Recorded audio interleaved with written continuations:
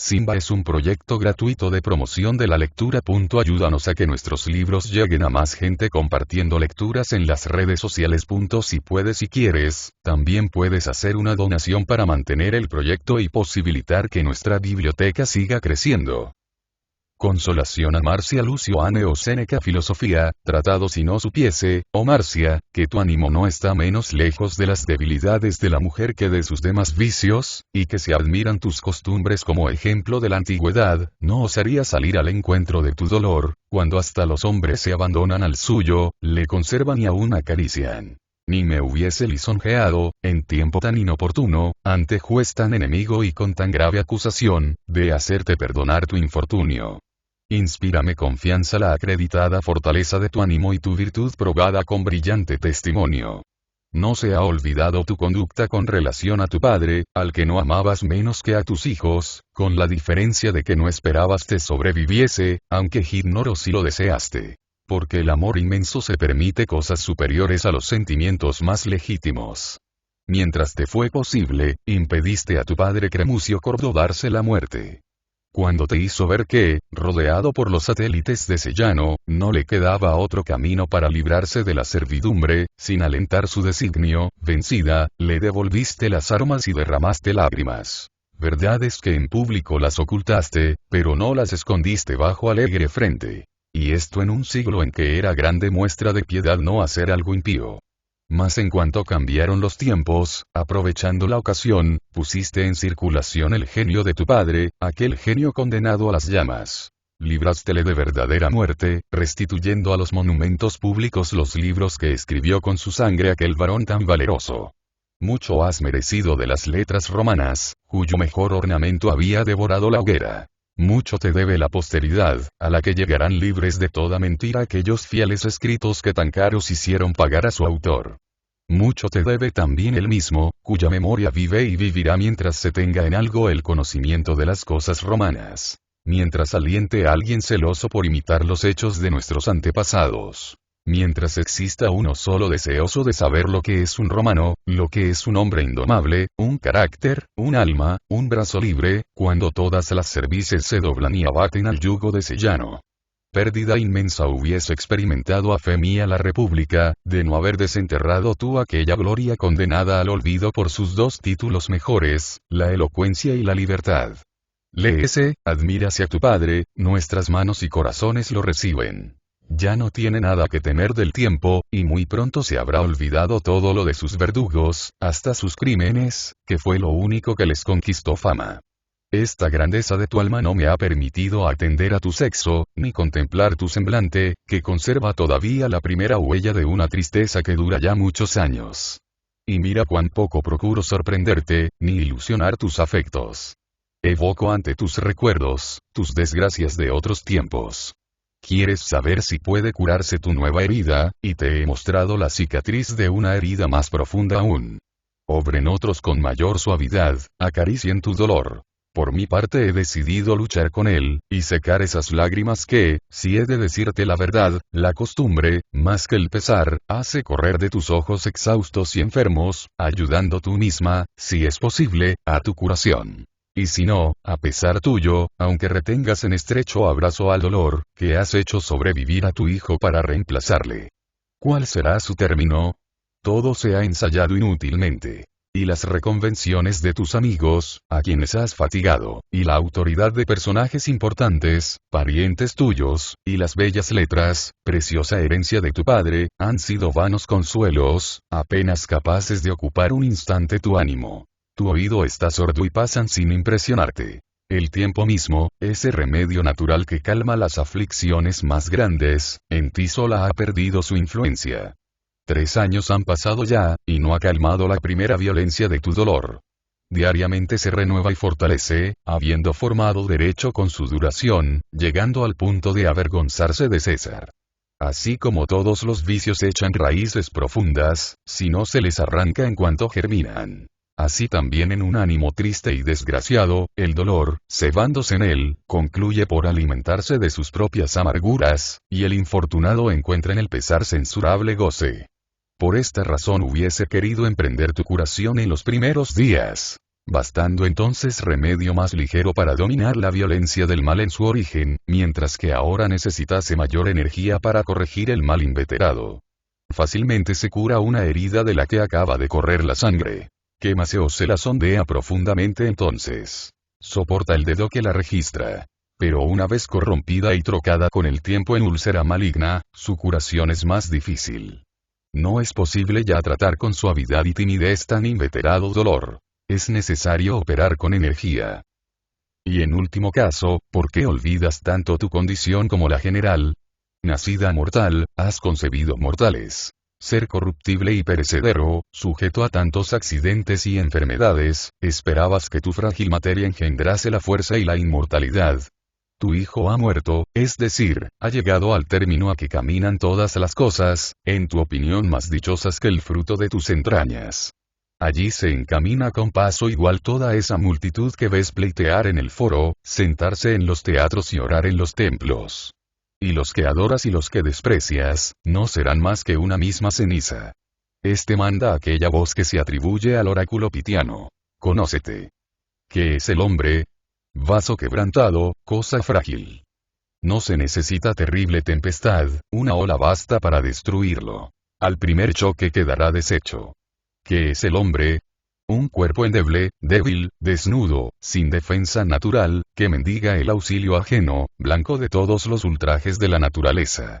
Que, a pesar de los esfuerzos de sus brazos, es pasto de la primera fiera, es víctima de cualquier enemigo. Formado de materia blanda y fluida, que solamente tiene brillantez en el exterior. Indefenso contra el frío, el calor, la fatiga, y en quien la inercia engendra la corrupción. Temiendo a sus alimentos, cuya falta o exceso le matan. De ansiosa y aflictiva conservación, aliento precario, que no puede resistir, que se ahoga por repentino pavor o por inesperado ruido que hiere sus oídos. En fin, que para alimentarse, se destruye, se devora a sí mismo. ¿Podrá extrañarnos la muerte de un hombre cuando todos necesariamente han de morir?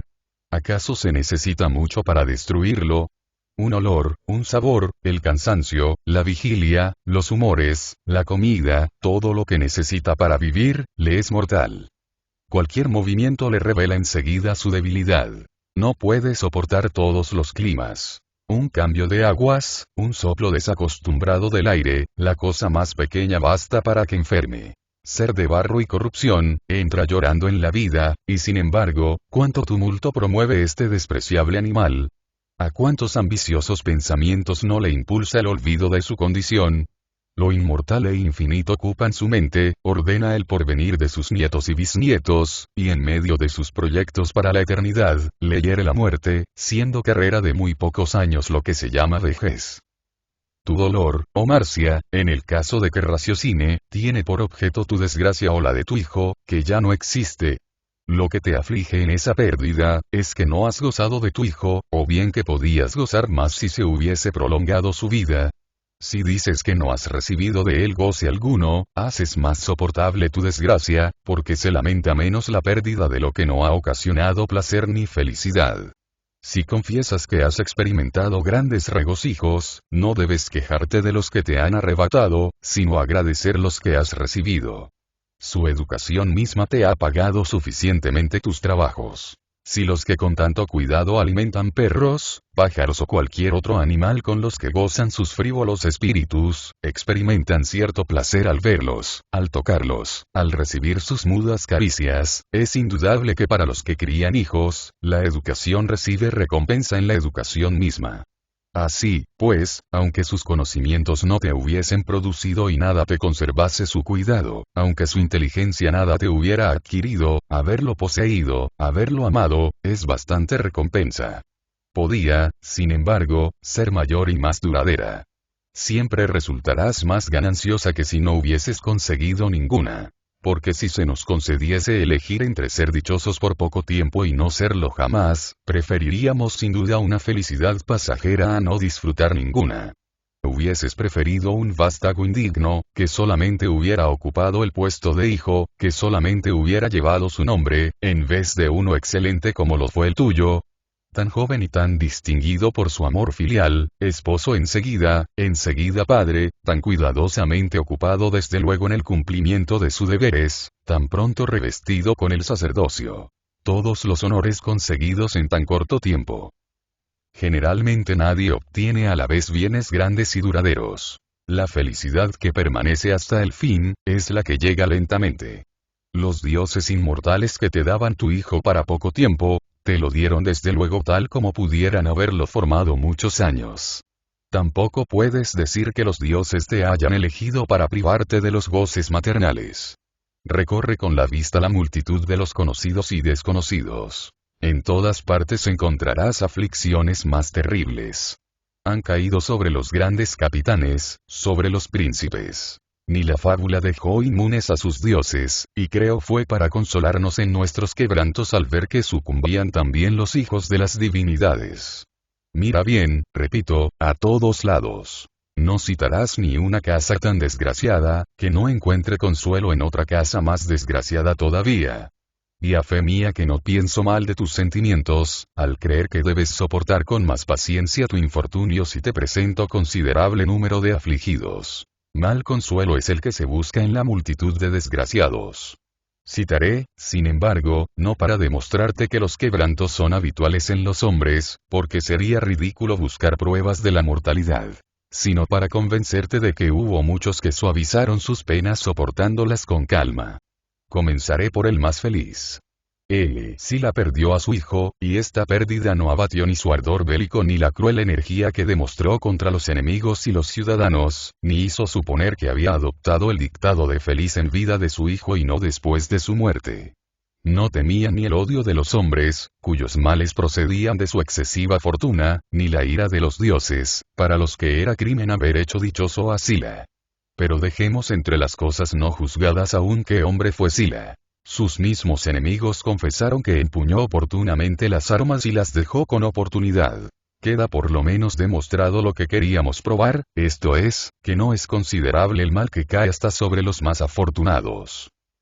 No deben los griegos admirar tanto a aquel padre que, en medio de un sacrificio, al saber la muerte de su hijo, se limitó a mandar callar al flautista, y quitándose la corona de la cabeza, terminó ordenadamente la ceremonia. Así lo hizo el pontífice Pulvilo cuando, al pisar el umbral del Capitolio que iba a consagrar, supo la muerte de su hijo. Fingiendo no haber oído, pronunció las palabras solemnes de la fórmula pontificia sin que un solo gemido interrumpiera la plegaria. Oía el nombre de su hijo, e invocaba a Júpiter propicio. Comprenderás que su duelo había de tener término, puesto que el primer impulso, el primer arrebato del dolor, no pudo separar a aquel, padre de los altares públicos, ni de aquella invocación al Dios tutelar. Digno era a fe mía de aquella memorable dedicación, digno de aquel sacerdocio supremo, quien no cesó de adorar a los dioses ni cuando se mostraban irritados contra él. De regreso a su casa, sus ojos lloraron y su pecho lanzó algunos gemidos. Pero después de tributar los honores acostumbrados a los difuntos, recobró el semblante que tenía en el Capitolio. Paulo, por los mismos días de aquel nobilísimo triunfo en que llevaba encadenado detrás de su carro a Persio, aquel rey tan famoso, dio 2 hijos en adopción, y vio morir a los que se había reservado. Considera cuánto valdrían los que había conservado, cuando uno de los cedidos era Escipión. No sin conmoverse vio el pueblo romano vacío el carro de Paulo. Sin embargo, este arengó a la multitud, y dio gracias a los dioses por haber escuchado sus votos. Porque había rogado al cielo que si la celosa fortuna pedía algo por tan brillante victoria, se le pagase antes a sus expensas que a las del pueblo. ¿Y a quién podía conmover más aquel cambio? A la vez perdió sus consoladores y sus apoyos, y sin embargo, Persio no consiguió ver entristecido a Paulo. Te pasearé ahora entre innumerables ejemplos de grandes hombres para buscar desgraciados, como si no fuera más difícil buscar dichosos. ¿Cuántas casas se han conservado intactas hasta el fin en todas sus partes y sin ningún deterioro? Considera un año cualquiera, cita a los cónsules. Elige si quieres a Bíbulo y a César. Verás entre 2 colegas profundamente enemistados una misma fortuna. Bíbulo, varón más honrado que animoso, vio muertos a la vez sus 2 hijos después de haber servido de pasto a la brutalidad de los soldados egipcios, para que no tuviese que llorar menos por aquella pérdida que por los matadores. Y sin embargo, aquel Bíbulo que durante el año de su consulado, para hacer odioso a su colega, se había mantenido encerrado en su casa, salió a la mañana siguiente del anuncio de aquel doble quebranto, para desempeñar como de ordinario sus funciones públicas. ¿Podía dar menos de un día a sus 2 hijos? Tan pronto cesó de llorar a sus hijos el que no había cesado en un año de llorar su consulado. En el tiempo en que César recorría la Bretaña y ni el mismo océano podía limitar su fortuna, supo la muerte de su hija que se llevaba consigo los destinos de Roma. Ya se presentaba a su vista C.N.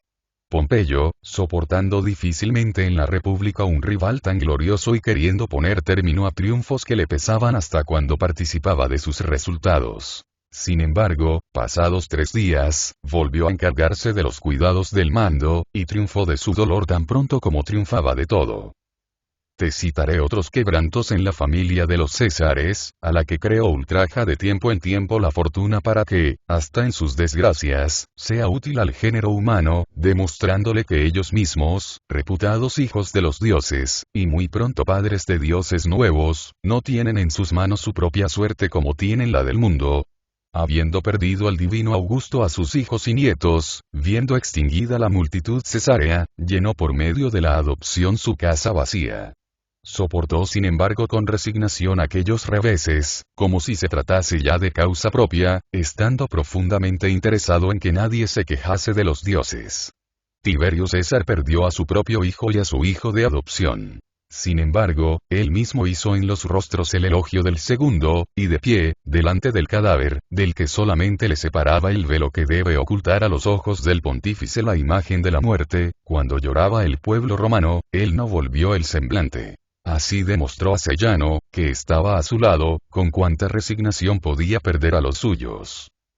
Ya ves cuán numerosos son los grandes hombres que no respetaron la suerte ante la que todo cede, a pesar de todas las cualidades de su alma, a pesar de tanto brillo y grandezas tantas públicas y privadas. Así también corre en el orbe el huracán, destruye y devasta ciegamente, como encontrándose en su dominio. Llama a cada uno a rendir cuentas. Ninguno ha nacido impunemente.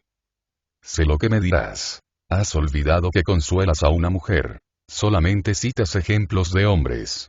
Pero ¿quién osará decir que la naturaleza ha tratado con poca generosidad el corazón de las mujeres y limitado las virtudes para ellas? Tan fuertes son como nosotros, créeme. Tan capaces de acciones honestas, si les agrada. Con la costumbre, soportan lo mismo que nosotros el trabajo y el dolor. ¿En qué ciudad, oh dioses, estoy hablando? En la que Lucrecia y Bruto derribaron los reyes que pesaban sobre las cabezas romanas. Bruto, a quien debemos la libertad. Lucrecia, a la que debemos Bruto. Aquí donde Clelia, despreciando el enemigo y el río, mereció por su insigne audacia que se la colocara por encima de los hombres. Sentada sobre su corcel de bronce, en la vía sagrada, paraje celebérrimo, Clelia reprueba a nuestros jóvenes montados en su litera, que entren así en una ciudad en la que hasta a las mujeres hemos dado caballo.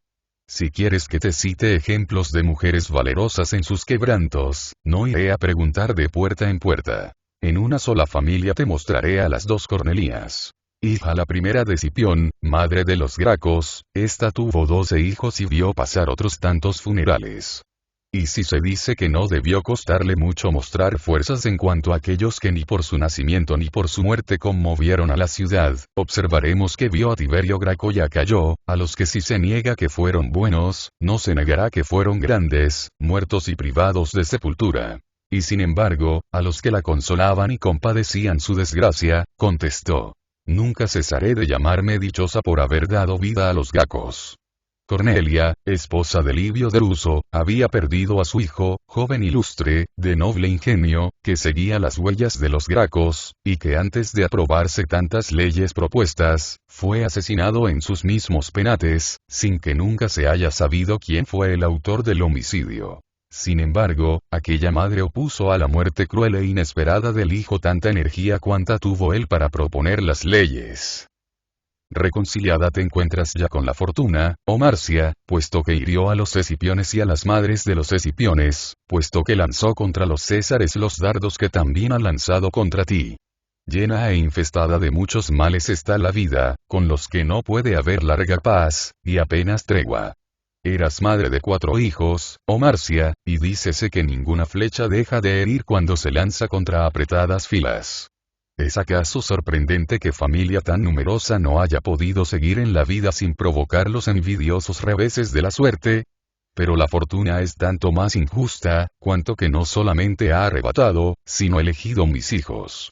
No, jamás podrás considerar injusto que el más fuerte tenga igual suerte que el más débil. 2 hijas te ha dejado, y de estas hijas 2 nietos. Y ese mismo hijo que tan amargamente lloras, olvidada del primero, no te los ha arrebatado por completo. 2 hijas te quedan de él, carga pesada si desfalleces, y si no, poderoso consuelo. La fortuna te las ha dado para que, al contemplarlas, recuerdes a tu hijo, no tu dolor. Cuando el campesino ve caer al suelo sus árboles arrancados por el viento tronchados al repentino choque del torbellino, cuida atentamente los retoños que quedan. Con plantas o semillas reemplaza los árboles que ha perdido, y en un momento, porque el tiempo no es menos rápido y veloz para reparar que para destruir, los retoños crecen más vigorosos que los primeros. Reemplaza a tu mitilio con esas hijas, y llena así el vacío de tu casa. Alivia un dolor solo con este doble consuelo.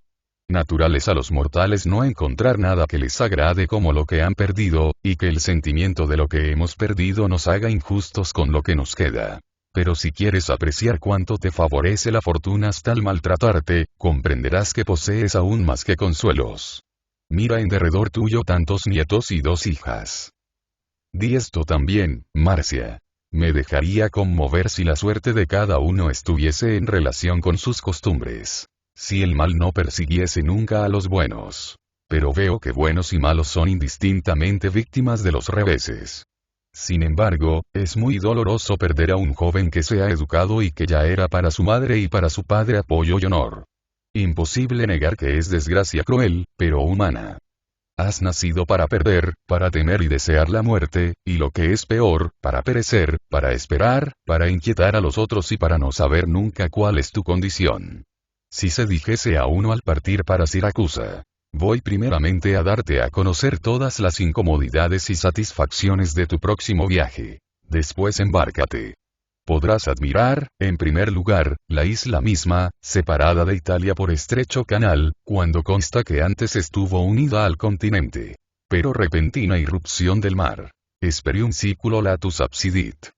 Enseguida, porque podrás pasar rozando el insaciable torbellino, verás la fabulosa Caribdis, tranquila mientras no la agita el austro, pero al primer viento fuerte que sopla en aquellas regiones, devorando las naves en sus abiertos y profundos abismos.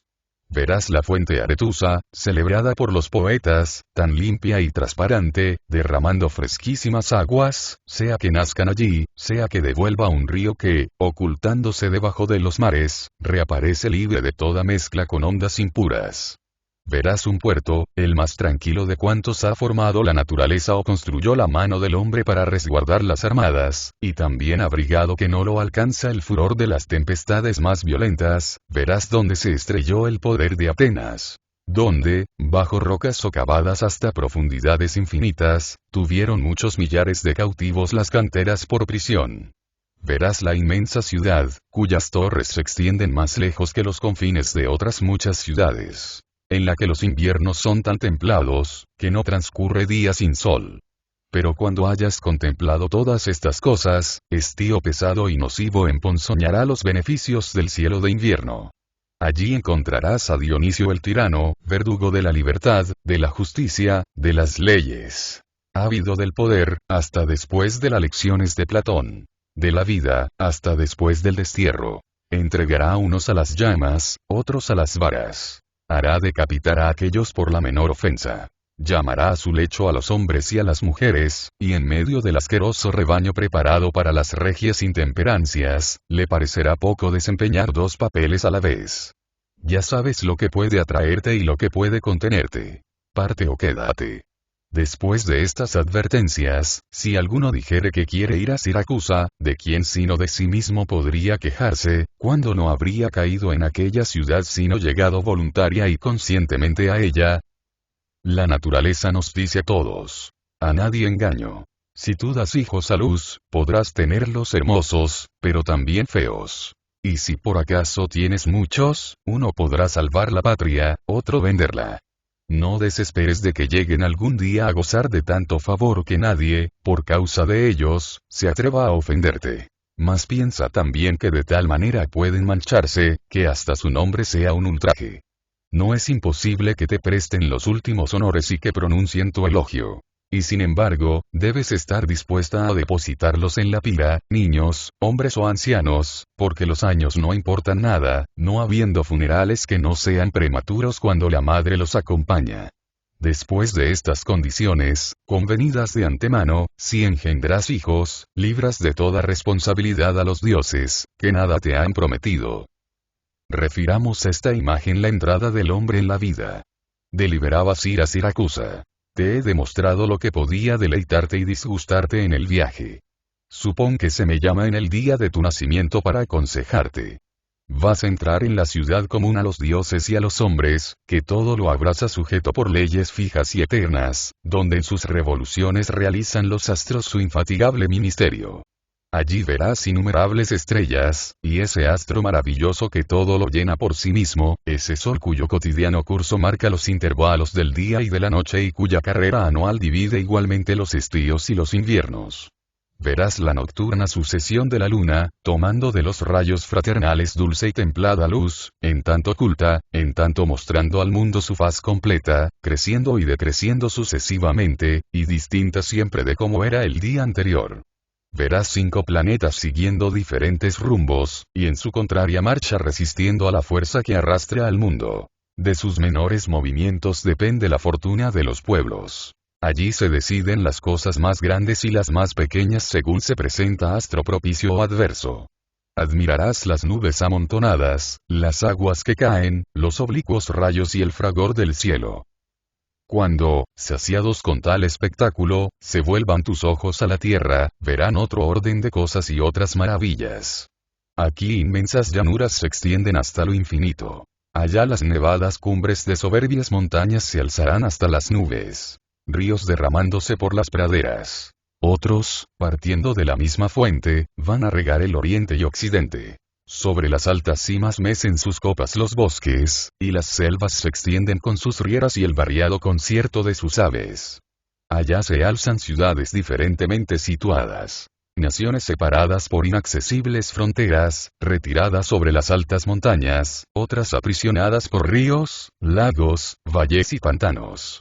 Allí hay campos cultivados, arbustos fértiles sin cultura, arroyos que corren blandamente por las praderas, bellos golfos, riberas que se ahondan para formar puertos. Innumerables islas sembradas por los mares interrumpiendo sus vastas soledades.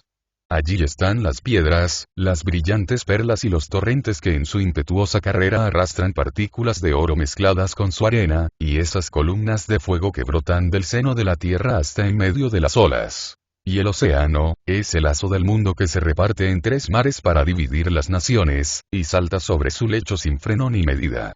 Allí ves las ondas siempre inquietas, moviéndose en la calma de los vientos. Verás animales enormes, que sobrepujan en magnitud a los terrestres. Unos cuya pesada masa necesita guía que la dirija. Otros ágiles y más rápidos que nave empujada por vigorosos remos. Algunos aspirando y lanzando las amargas aguas con gran peligro de los navegantes. Más allá verás naves que van en busca de tierras que no conocen, y nada encontrarás que no haya intentado la audacia humana, testigo a la vez que laborioso asociado de estos grandes esfuerzos. Aprenderás y enseñarás las artes, las que entretienen, las que embellecen y las que dirigen la vida. Pero también encontrarás 1000 azotes del cuerpo y del alma, guerras, latrocinios, envenenamientos, naufragios, huracanes, enfermedades, prematura pérdida de los nuestros, y la muerte, tal vez dulce, tal vez llena de dolores y tormentos. Delibera contigo mismo, y pesa bien lo que deseas. Una vez entrado en esta ciudad de maravillas, por aquí hay que salir. ¿Responderás que quieres vivir? ¿Por qué no? Pero considero que no consientes en la vida, puesto que te quejas de que te quiten algo. Vive, pues, según lo convenido. Pero nadie, dices, nos ha consultado. Nuestros padres consultaron por nosotros. Conocían las leyes de la vida y nos engendraron para soportarlas. Mas, para venir a los consuelos, veamos primeramente qué males hay que curar, y después, de qué manera. Te hace derramar lágrimas la pérdida de un hijo amado. Pero esta pérdida es tolerable por sí misma. No lloramos a los ausentes mientras viven, a pesar de encontrarnos absolutamente privados de su trato y presencia. La idea es, pues, lo que nos atormenta, y nuestros males no pasan de la medida que les concedemos. El remedio está en nuestra mano. Consideremos los muertos como ausentes, y no nos engañemos a nosotros mismos. Les hemos dejado partir, o mejor aún, les hemos hecho partir delante para seguirlos. Todavía lloras, cuando dices, no tengo quien me defienda, quien me liberte de la injuria. Consuélate. Porque si es vergonzoso, no es menos cierto que en nuestra ciudad se gana viendo morir a los hijos más respeto que se pierde.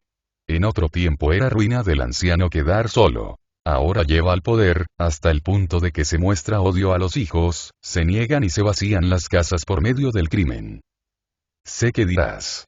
No me aflige mi quebranto, porque no merece ser consolado quien lamenta la pérdida de un hijo como la de un esclavo, cuando se tiene valor para considerar en un hijo otra cosa que el hijo mismo. Pues ¿por qué lloras, Marcia? ¿Porque ha muerto tu hijo o porque no ha vivido mucho tiempo? Si lloras porque ha muerto, has debido llorar siempre, porque siempre has sabido que debía morir. Persuádete de que los muertos no experimentan ningún dolor.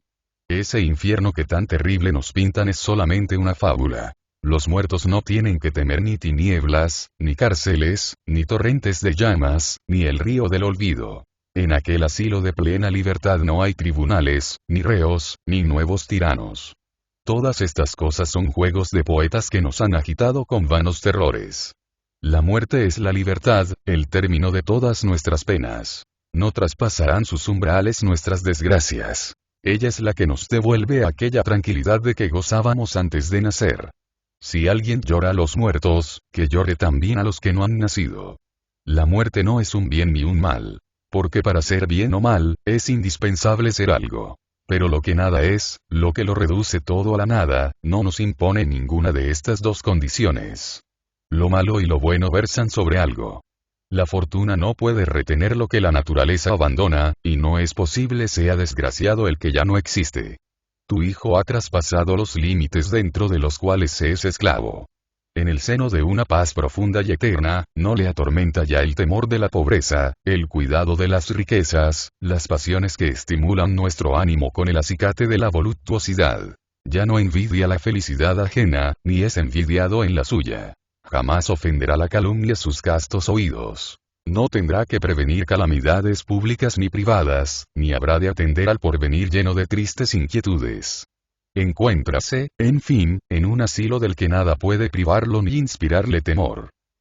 Oh, cuán ignorantes están de sus males los que no celebran la muerte como el mejor invento de la naturaleza. Ora ponga término a nuestro dolor, aparte el infortunio, extinga a un anciano cansado y disgustado de la vida. Ora nos arrebate en la juventud, cuando se esperaba por venir mejor. Ora llame así la infancia, antes de que se haga difícil el camino. La muerte es final para todos, para muchos remedio, deseo para algunos, y a nadie favorece tanto como a los que visita antes de que la invoquen. La muerte liberta al esclavo a pesar de su amo. Rompe la cadena del cautivo. Abre la prisión a los desgraciados que insolente despotismo impedía salir de ella. Al desterrado, que incesantemente vuelve a la patria ojos y pensamiento, demuestra cuán poco importa entre quienes será sepultado. Si la fortuna ha repartido mal los bienes comunes a todos. Si naciendo todos con derechos iguales ha querido que el uno posea al otro, la muerte restablece en todos la igualdad. Esta es la que nunca ha hecho nada por capricho de otro. Nunca se avergonzó de su condición, nunca obedeció a nadie. Tu padre, oh Marcia, la llamó con sus deseos. A ella se debe, repito, que no sea un suplicio el nacimiento. Hace que no sucumba bajo las amenazas de la suerte y conserve íntegro mi ánimo y dueño de sí mismo. Sé dónde descansar. Allá veo cruces de muchos géneros, que varían según el capricho de los tiranos. Este pone cabeza abajo a los que quiere colgar, aquel los empala por los órganos genitales. Este otro les extiende los brazos en el patíbulo. Veo los potros, las varas, y para cada miembro, cada músculo, un instrumento de tortura. Pero también veo la muerte. Allí están los enemigos sanguinarios, ciudadanos soberbios. Pero allí está también la muerte. La servidumbre no es penosa cuando, cansados del amo, con un solo paso se recobra la libertad. Contra las injurias de la vida tengo el beneficio de la muerte. Piensa cuán bueno es morir oportunamente. ¿A cuántos ha perjudicado vivir mucho? Si C.N. Pompeyo, honor y sostén de este imperio, hubiese sucumbido en Nápoles a la enfermedad, moría indudablemente el primero de los romanos. Pocos días después le precipitaron desde la cumbre de su grandeza. Vio degolladas sus legiones en su presencia, y de aquella batalla en que el Senado mismo formaba la primera línea, tristes restos. El jefe fue el único que sobrevivió. Vio al verdugo egipcio, y presentó a un satélite aquella cabeza sagrada hasta para los vencedores. Pero si se hubiese salvado, habría tenido que deplorar su salvación. Porque habría algo más vergonzoso que Pompeyo vivo por merced de un rey. Si Cicerón hubiese muerto en el momento en que escapaba al puñal con que Catilina le amenazaba al mismo tiempo que a la patria, sucumbía Salvador de la República a la que acababa de libertar. Si hubiese seguido de cerca los funerales de su hija, entonces todavía hubiese podido morir dichoso. No hubiera visto brillar espadas desnudas sobre las cabezas de los ciudadanos, repartir entre los asesinos los bienes de las víctimas, para que ellas mismas pagaran los gastos de su muerte. No hubiese visto los despojos de los cónsules vendidos en subasta, los homicidios, ni los tratos públicos sobre latrocinios, la guerra, el pillaje y tantos Catilinas. Catón, al regresar de Chipre a donde había ido a arreglar la herencia de un rey, se hubiese hundido en el mar, hasta con aquel dinero que traía para pagar la guerra civil, no hubiese sido inmenso bien para él. Al menos habría muerto con la idea de que nadie osaba cometer crimen delante de Catón. Algunos años más, y aquel hombre, nacido para ser libre, nacido para la libertad pública, se verá obligado a huir de César y a seguir a Pompeyo. La muerte prematura no ha hecho, pues, ningún daño a tu hijo. Antes al contrario, le ha libertado de todos los males. Pero ha muerto demasiado pronto y antes de tiempo. Supón ante todo que ha sobrevivido. Imagina la vida más larga que se concede al hombre. Cuán poco es. Nacidos para cortos instantes, preparamos esta posada, que muy pronto hemos de abandonar, para otros que vendrán a ocuparla en iguales condiciones. Hablo de nuestra vida que se desarrolla con increíble rapidez. Cuenta los siglos de las ciudades. Verás que no han estado mucho tiempo de pie, ni siquiera aquellas que se envanecen con su antigüedad. Todo lo humano es breve y caduco, no ocupando nada en lo infinito del tiempo. Esta tierra, con todos sus pueblos, ciudades, ríos, su cinturón de mares, no es más que un punto para nosotros si la comparamos con el universo. Nuestra vida es algo menos que un punto si se compara con el tiempo entero. La medida del tiempo es más grande que la del mundo, porque se pueden contar muchas revoluciones del mundo realizadas en el tiempo. ¿A qué conduce, pues, dilatar una cosa que, por grande que sea su prolongación, no pasa de nada? El único medio de haber vivido mucho, es haber vivido bastante. Cítame, si quieres, esos ancianos cuya longevidad nos refiere la tradición, hasta los que han alcanzado 110 años. Cuando tu ánimo se fije en la eternidad, no verás diferencia entre la vida más larga y la más corta, si considerando el tiempo que cada cual ha vivido, lo comparas con el que no han vivido. Además, tu hijo no ha muerto prematuramente. Ha vivido cuanto debía vivir. No le quedaba nada más allá. No tienen todos los hombres igual vejez. Ni los animales la tienen tampoco. Algunos agotan toda su vida en el espacio de 14 años. Para estos es la edad más larga la que es la primera para el hombre. Todos hemos recibido innegables derechos a la existencia, y no se puede morir prematuramente, puesto que no debía vivirse más de lo que se ha vivido. Cada cual tiene fijos sus límites, que permanecerán donde se establecieron, sin que haya atenciones ni favores que puedan hacerlos retroceder. No hubiese querido tu hijo perder en este vano trabajo su cálculo y cuidados. Hizo cuanto tenía que hacer, metasquedat hipervenitades vi. Así, pues, debes rechazar la abrumadora idea. Hubiese podido vivir largo tiempo. No ha sido interrumpida su vida. Nunca intervino el acaso en el curso de nuestros años. Lo que a cada uno se le prometió, se le pagó. Los destinos marchan por su propio impulso. Nada añaden ni quitan a sus promesas, poco importan nuestros deseos ni pesares. Cada uno recibirá lo que le fue asignado desde el primer día. Desde el instante en que por primera vez vio la luz, entró en el camino de la muerte, ha adelantado un paso hacia la muerte. Y esos mismos años con que se enriquecía su juventud, empobrecían su vida. No se extravía el error de no pensar que nos inclinamos hacia la tumba sino cuando ya estamos viejos y cascados, cuando toda edad, la infancia y la juventud, nos empuja a ella. Los destinos, que continúan su tarea, nos quitan el sentimiento de nuestra destrucción. Y para ocultar mejor su marcha, la muerte se esconde bajo el nombre de vida. La primera edad pasa a ser infancia, la infancia pasa a ser pubertad, a la pubertad la absorbe la juventud, a la juventud la vejez. Considerándolo bien, cada progreso es una pérdida. Bien sé que ordinariamente comienzan las exhortaciones con preceptos y terminan con ejemplos. Pero conviene que cambie esta costumbre, porque no puede obrarse de la misma manera con todos. Unos ceden a la razón, a otros es necesario citarles grandes nombres cuya autoridad se impone al alma y cuyo brillo la deslumbra. Ante tus ojos voy a poner dos ejemplos notables de tu sexo y de tu siglo. Una de estas dos mujeres se entrega a toda la violencia de su dolor. La otra, afligida por desgracia igualmente grande, pero perdiendo más todavía, no deja sin embargo a su tristeza que domine mucho tiempo en su alma, a la que restituye muy pronto su calma habitual. Octavia y Livia, hermano una, y otra esposa de Augusto, perdieron dos hijos en la juventud, a los cuales estaba asegurado el imperio. Octavia perdió a Marcelo, yerno y sobrino de un príncipe que comenzaba a descansar en él y debía dejarle el peso del mando. Joven de espíritu activo y poderoso genio, sobrio y continente de un modo asombroso para su edad y rango, infatigable en el trabajo, enemigo de los placeres, capaz de llevar todo lo que su tío quisiera depositar, o, por decirlo así, construir sobre sus hombros. Este había elegido una base que no podía ceder bajo ningún peso. Mientras la madre sobrevivió al hijo, no puso término a su llanto y gemidos, ni admitió palabras que distrajesen su dolor, rechazando a cuantos se las dirigían.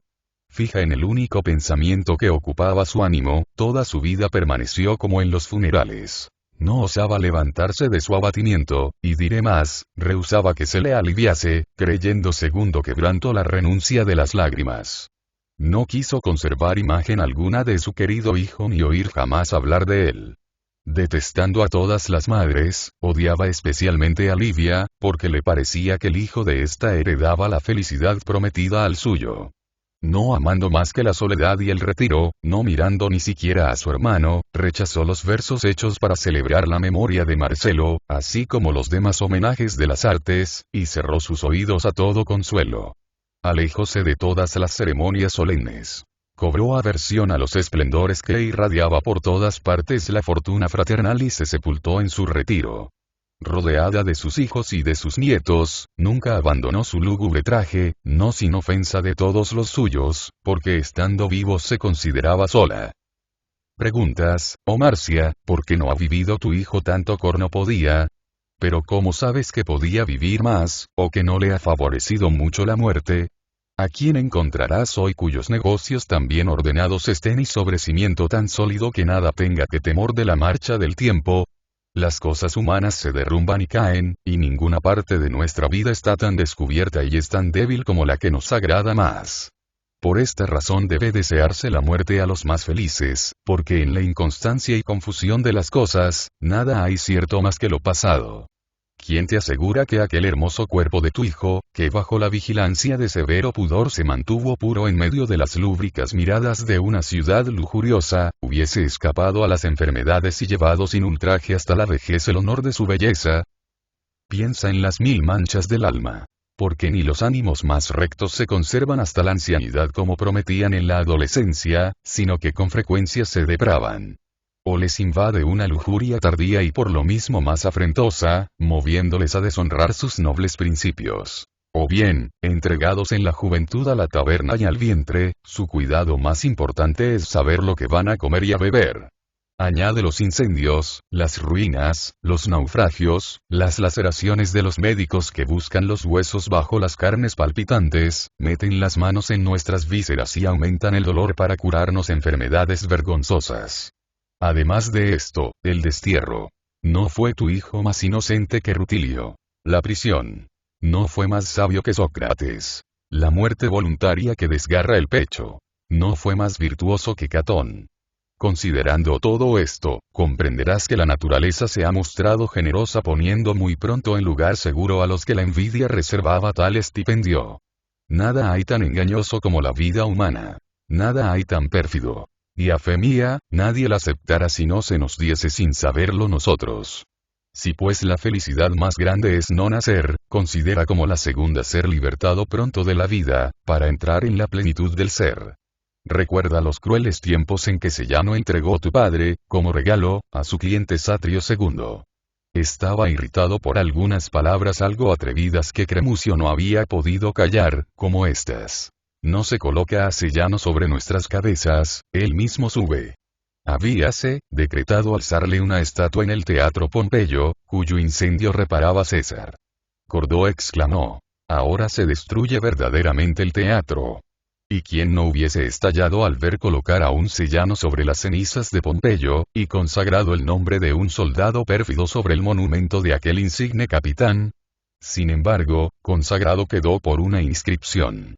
Y aquellos perros devoradores que alimentaba con sangre humana, con objeto de hacerlos mansos para él solo y feroces para los demás, a su mandato persiguieron con sus ladridos al condenado. ¿Qué hacer? Si quería vivir, había de suplicar a Sellano. Si morir, a su hija. Siendo los dos inexorables, decidió engañar a su hija. Tomando, pues, un baño para debilitarse más, retiróse a su cámara como para tomar algún alimento, y, despidiendo a sus esclavos, arrojó por la ventana parte de los manjares para hacer creer que había comido. Enseguida renunció la cena como si se encontrase satisfecho. El segundo y el tercer día realizó lo mismo, pero al cuarto le hizo traición la debilidad de su cuerpo. Abrazándote entonces, dijo. Hija querida, oye lo único que te he ocultado hasta ahora. He entrado en el camino de la muerte, y ya he recorrido más de la mitad. No me detengas, porque no debes ni puedes hacerlo. Enseguida mandó cerrar todas las entradas a la luz, y se sepultó en las tinieblas. Conocida su resolución, causó público regocijo ver que se arrancaba aquella presa a las ávidas fauces de tan hambrientos lobos. Acusadores excitados por Sellano, se presentan en el tribunal de los cónsules. Quéjanse de que Cordó se deja morir, y le acusan de un acto al que le obligan. Tanto temían que Cordó se les escapase. Cosa grave era saber si la muerte del acusado les privaba de sus derechos. Mientras deliberaban, mientras insistían los acusadores, él mismo se había absuelto. ¿No ves, oh Marcia, cómo asaltan de improviso las vicisitudes en los tiempos de iniquidad? Lloras porque tu hijo tuvo necesariamente que morir, cuando apenas permitieron lo mismo a tu padre. Además de que todo lo futuro es incierto y solamente es cierto en cuanto a ofrecer males más grandes, el camino hacia las regiones superiores es mucho más fácil para los que abandonan pronto el comercio humano. Porque arrastran consigo menos lodo, menos peso. Libres antes de mancharse, antes de mezclarse con demasiada intimidad a las cosas terrestres, suben más ligeros al punto de su origen y se desprenden con mayor facilidad del elemento tosco e impuro. Por esta razón nunca es agradable a las grandes almas prolongada permanencia en el cuerpo. Desean salir y buscar la luz.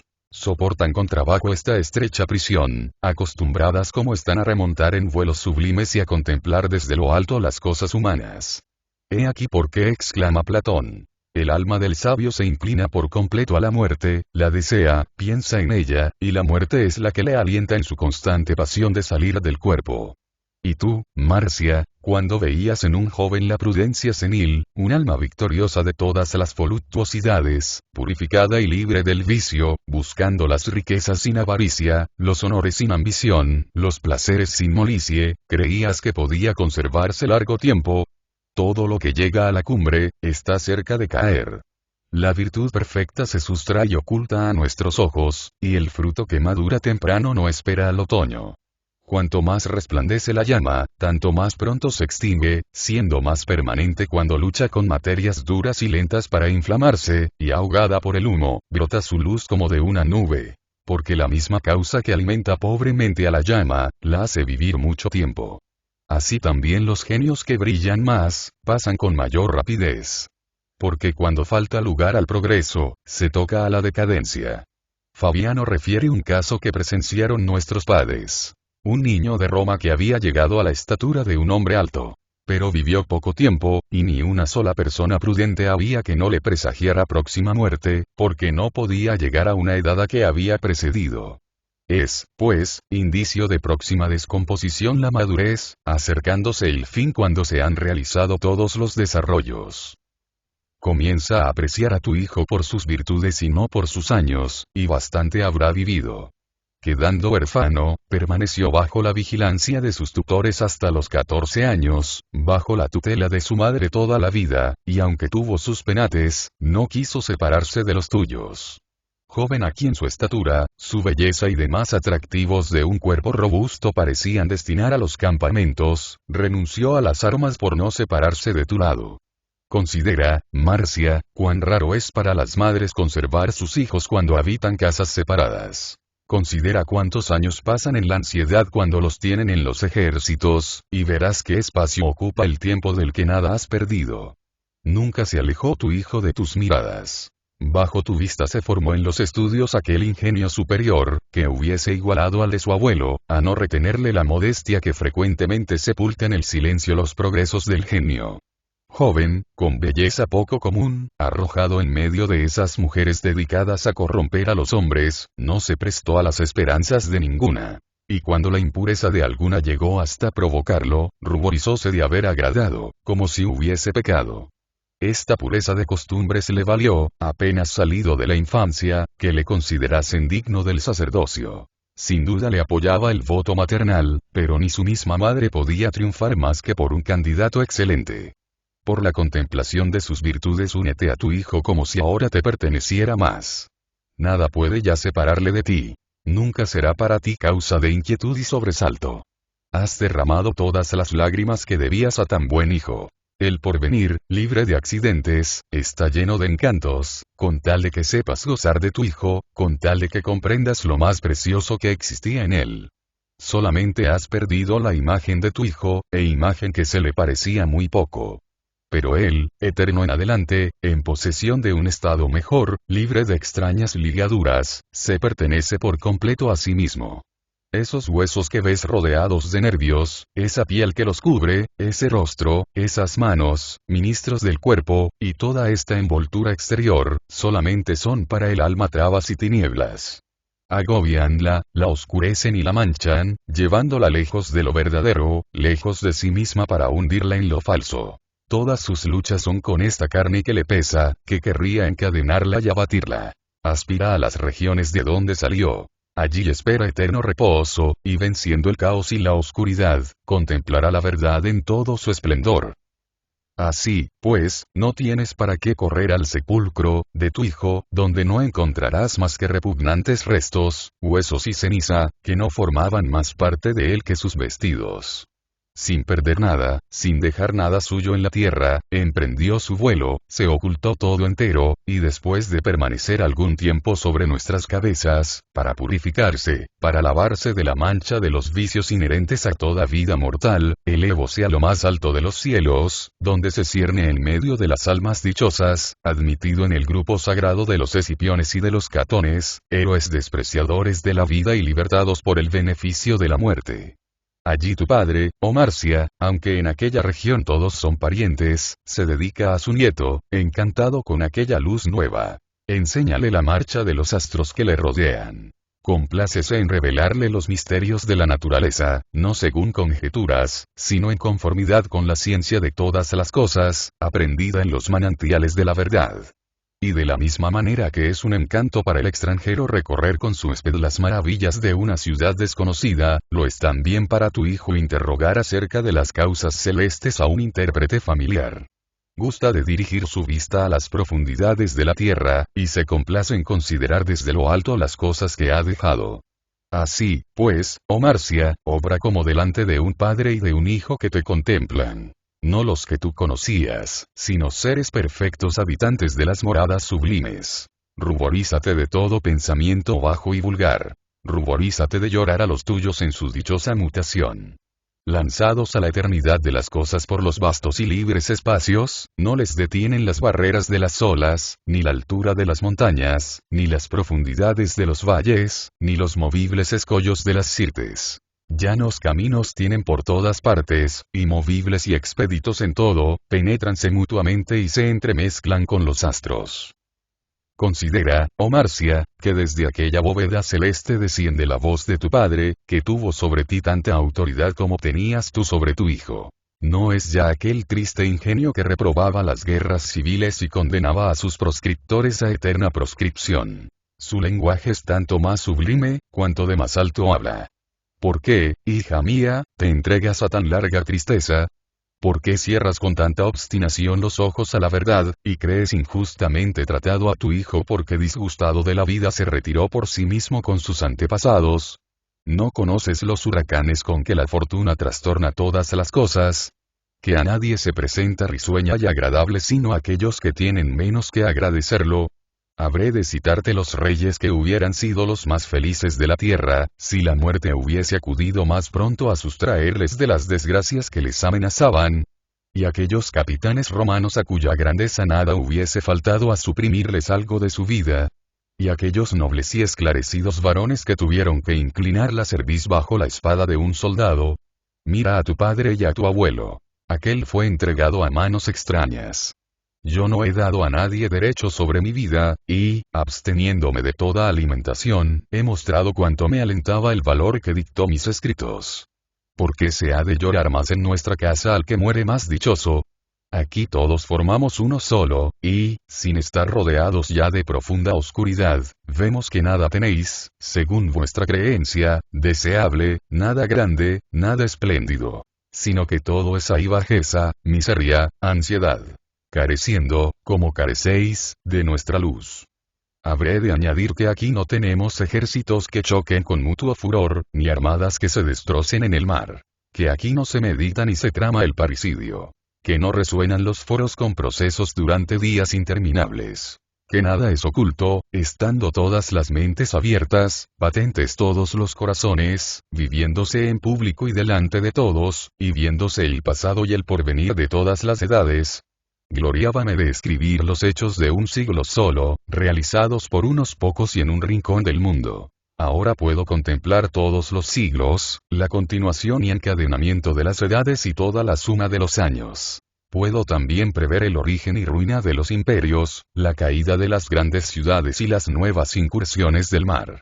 Si puedes encontrar consuelo a tu dolor en el destino común, persuádete de que nada permanecerá erguido en el sitio en que está. El tiempo ha de derribarlo todo, arrastrarlo todo, y no solamente a los hombres, porción pequeñísima entregada a lo fortuito, sino que también a los parajes, regiones y partes del mundo. Arrasará las montañas y hará brotar entonces nuevos peñascos. Absorberá los mares, separará de su cauce a los ríos, y destruyendo el comercio de las naciones, dispersará las sociedades del género humano. En otra parte sepultará las ciudades en profundas cimas, las quebrantará con temblores, y de lo más profundo hará surgir vapores ponzoñosos y cubrirá con inundaciones todo lo habitado. En el orbe sumergido perecerá todo ser viviente, y en vasto incendio quedarán abrasadas todas las cosas mortales. Y cuando llegue el tiempo en que el mundo haya de destruirse para renacer, todas las fuerzas se destruirán por su propio impulso. Chocarán los astros con los astros. Toda la materia se inflamará, y todo lo que actualmente brilla con tanto orden, se abrasará a la vez. En cuanto a nosotros, almas dichosas, gozando de la eternidad, cuando plazca a Dios realizar estas cosas en medio del universal trastorno, restos pequeñísimos de la gran ruina, nos confundiremos en los antiguos elementos. Feliz tu hijo, oh Marcia, que ya conoce este secreto. Livia había perdido a su hijo Druso, que debía ser un gran príncipe y ya era gran capitán. Había penetrado hasta el fondo de la Germania, y había clavado las águilas romanas a donde apenas se sabía que existían romanos. Muerto vencedor en aquella campaña, durante su enfermedad, sus mismos enemigos le rodearon de respeto, y consintieron una tregua, no atreviéndose a desear lo que tanto les favorecía. Al honor de esta muerte, porque moría por la República, uníase el inmenso duelo de los ciudadanos de las provincias, de la Italia entera, cuyas colonias y municipios, acudiendo de todas partes a la ceremonia fúnebre, llevaron hasta Roma aquellos despojos en funerales que más bien parecían triunfo. La madre no había podido gozar de los últimos besos del hijo y de las dulces palabras que pronunciara su boca. Siguiendo los tristes restos de Druso en el largo camino del cortejo, había visto brillar en toda Italia innumerables hogueras que reproducían su dolor, como si otras tantas veces hubiese perdido a su hijo. Pero en cuanto lo depositó en la tumba, juntamente con él puso su dolor, no gimiendo más de lo que convenía a una hija de Césares y debía gemir una madre. Así fue que no cesó de celebrar el nombre de su Druso, de representárselo en todas partes, en público y en particular, y de complacerse oyendo hablar de él. Por el contrario, nadie podía guardar y alimentar el recuerdo de Marcelo sin hacerse un enemigo de la madre. Elige entre estos dos ejemplos el que te parezca más aceptable. Si prefieres seguir el primero, te suprimes del número de los vivos, cobras aversión a los hijos de las demás, a los tuyos y hasta al mismo que lloras. Tu encuentro es siniestro augurio para las madres. Rechazas todo placer honesto y lícito como incompatible con tu infortunio. Odias la luz y tienes en horror tu vida que no termina bastante pronto llevándote a la tumba. En fin, lo que es más impropio y menos conforme con tu elevado ánimo, tan noble en muchos conceptos, confiesas que no puedes vivir y no te atreves a morir. Pero si te aplicas a imitar a la magnánima Livia, más moderada y tranquila en su dolor, no te dejarás consumir en los tormentos. No es inexplicable demencia la de castigarse por los propios quebrantos y aumentar el número de los males. Esa pureza de costumbres, esa circunspección que has observado toda tu vida brillarán en tu desgracia, porque el dolor también tiene su modestia. Merecerás para tu hijo glorioso descanso nombrándole y recordándole sin cesar, y le colocarás en región más elevada si, de la misma manera que vivo, se presenta todavía su madre alegre y regocijado. No te someto a preceptos sobradamente rígidos. No te digo que soportes inhumanamente los dolores humanos ni vengo a secar los ojos de una madre en el día mismo de los funerales. Tomaremos un término medio, y discutiremos si el dolor debe ser grande o eterno. No dudo que prefieres el ejemplo de Livia Augusta, a la que trataste familiarmente. Esta te llama a su consejo. En el primer arrebato de su dolor, cuando la aflicción es más intensa y más rebelde, impetró el consuelo de Areo, filósofo de su marido, y confiesa que este filósofo hizo mucho por ella, más que el pueblo romano, al que no quería entristecer con su tristeza. Más que Augusto, que vacilaba privado de uno de sus apoyos y no debía caer agobiado por el luto de los suyos. Más que su hijo Tiberio, cuyo amor la hizo experimentar, después de aquella pérdida cruel y deplorable para las naciones, que no le faltaba de sus hijos más que el número. Imagino yo que ante una mujer tan celosa por conservar la fama, debió el filósofo comenzar diciendo: hasta hoy, Livia, al menos en cuanto puedo saberlo yo, que soy asiduo compañero de tu esposo, enterado por él, no solamente de lo que de público se dice, sino que también de los movimientos más secretos de vuestra alma, has cuidado de que no se encontrase en ti nada reprensible. Tanto en los asuntos más graves como en los más ligeros, has tenido presente no hacer nada por lo cual quisieses que la fama, ese juez libérrimo de los príncipes, te concediese perdón. Y por mi parte también, nada considero mejor, cuando se ocupa el rango supremo, que otorgar muchas mercedes y no recibirlas de nadie. En la ocasión presente debes mostrarte fiel a tus principios, y no debes llegar a donde algún día no quisieras haber llegado. Te ruego y suplico además no te hagas difícil e intratable para tus amigos. No debes ignorar que ni uno de ellos sabe cómo comportarse contigo. Si alguna vez han de hablar en presencia tuya de Druso, o callar, cuando olvidar su nombre es ultraje para aquel esclarecido joven, y pronunciarlo lo es para ti. Cuando después de retirarnos de tu lado nos encontramos solos, tributamos los homenajes debidos a sus memorables acciones y palabras. Delante de ti guardamos profundo silencio, relativamente a él. De esta manera careces del goce más grande, del elogio de tu hijo, del que, si fuese posible, no dudo quisieras a costa de tu vida prolongar su gloria en la posteridad. Así, pues, permite y hasta provoca las conversaciones en que te hablen de él. Presta atento oído a su nombre, a su memoria. Que no te pese esto, como a tantas otras que creen en tales quebrantos que es parte de la desgracia escuchar consuelos. Hasta ahora te has apoyado completamente sobre la parte dolorida, y olvidando lo mejor, solo has considerado tu fortuna por su lado más triste. En vez de recordar los días felices pasados con tu hijo, el encanto de sus expansiones, la dulzura de sus caricias infantiles, sus adelantos en las letras, te complaces en ver las cosas bajo su aspecto más doloroso. Y como si no fuesen bastante horribles por sí mismas, las oscureces cuanto puedes. Ruégote no tengas la depravada ambición de considerarte la más desgraciada de las mujeres. Considera al mismo tiempo que no existe verdadera grandeza al mostrar valor en la prosperidad, cuando la vida se desliza por cómodo sendero. Mar tranquilo y viento favorable, no revelan la habilidad del piloto. Necesarios son los reveses para que se pruebe la fortaleza del ánimo. No cedas, pues, antes bien, resiste con firmeza y sin retroceder. Y por grave que sea el peso que ha caído sobre ti, sopórtale. Que el primer ruido solamente te haya asustado.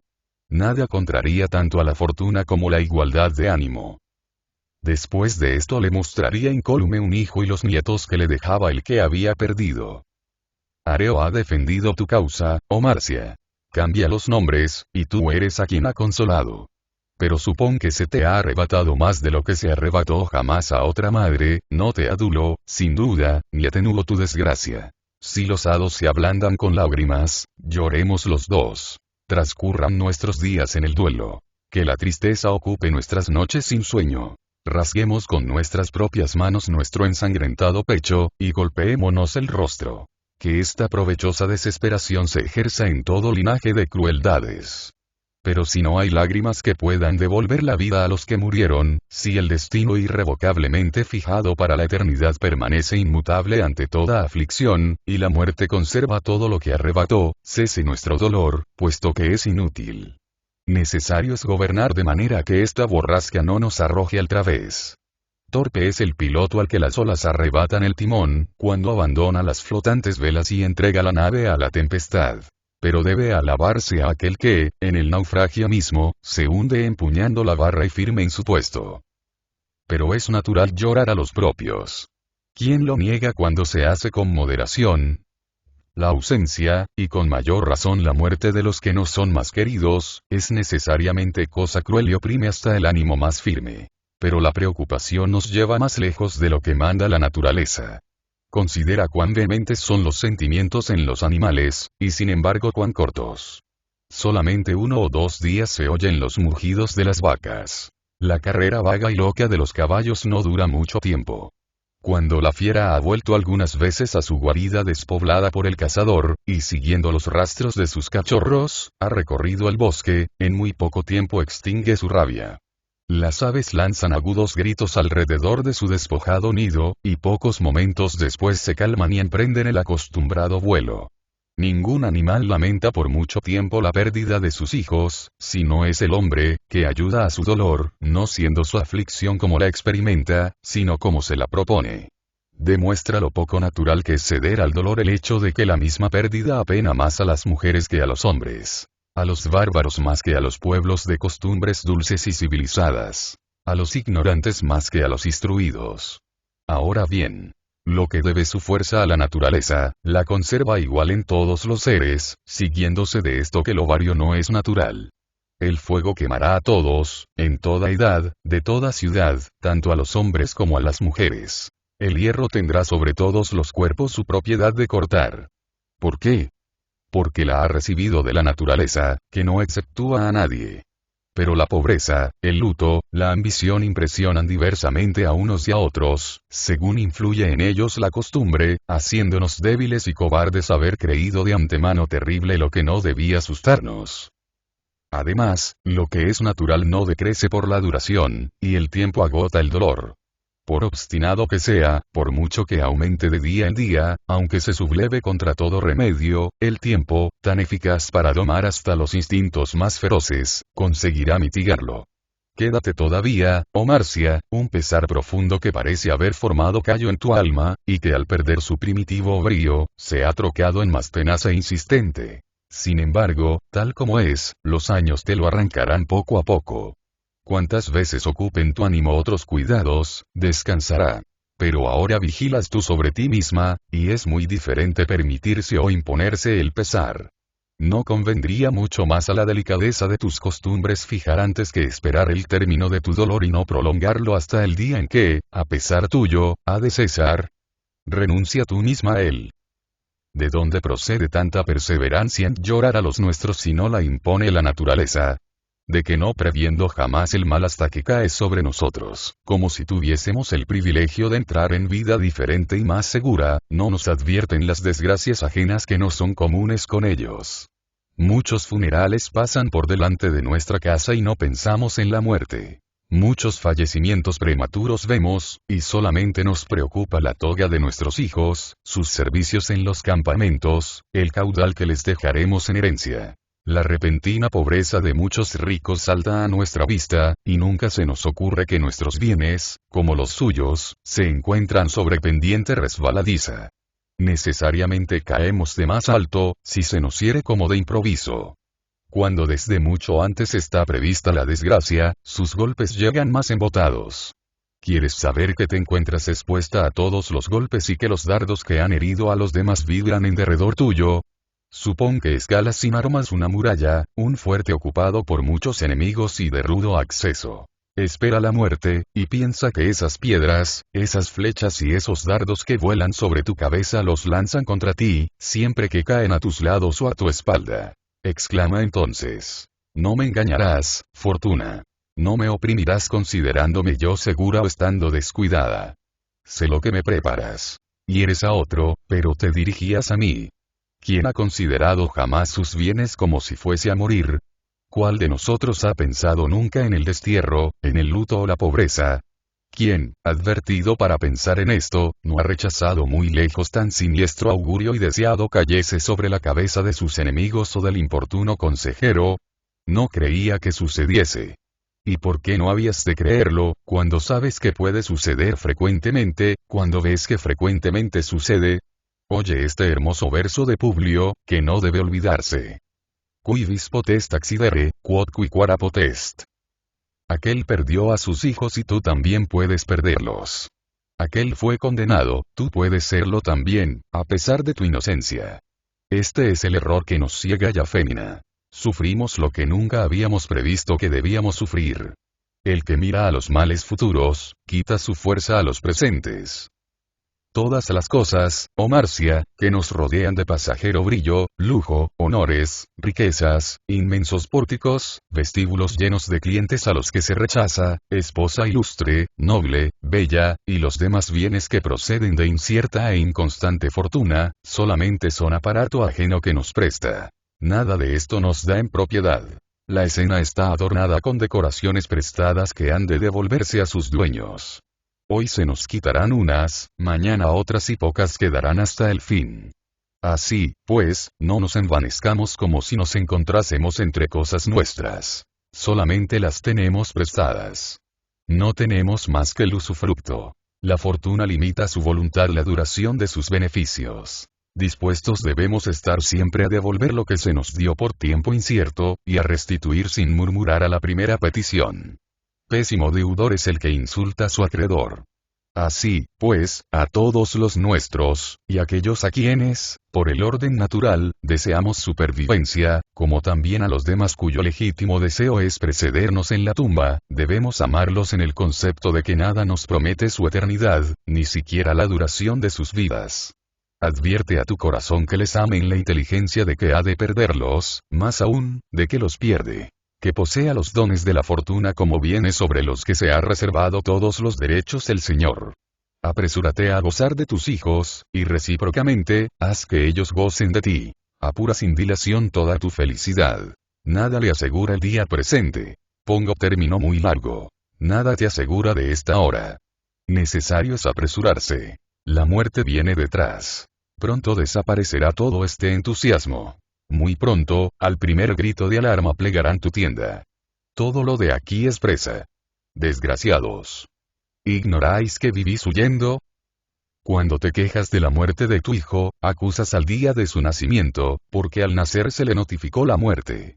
Con esta condición se te dio, y el destino le persigue desde que quedó concebido en tu seno. Somos súbditos de la fortuna, reina cruel, inexorable, que nos impone a su capricho lo justo y lo injusto. Nuestros cuerpos serán juguete de su tiranía, de sus ultrajes y crueldades. A unos les quemará como castigo o como remedio. A otros les encadenará y entregará a sus enemigos o a sus conciudadanos. A estos, desnudos y rodando en los movibles mares, después de luchar con las olas, ni siquiera les arrojará a la arena o a la playa, sino que les alojará en el vientre de algún animal inmenso. Aquellos, después de extenuarles con toda clase de enfermedades, les tendrá largo tiempo suspendidos entre la vida y la muerte. Caprichosa, tornadiza, poco cuidadosa de sus esclavas, distribuirá al azar castigos y recompensas porque llorar esa parte de la vida. Llorar se debe la vida entera. Nuevas desgracias caerán sobre ti antes de que hayas satisfecho a las antiguas. Moderad, pues, vuestra aflicción, mujeres agobiadas por tantos males. El pecho humano ha de repartirse entre muchos temores y muchos sufrimientos. Pab.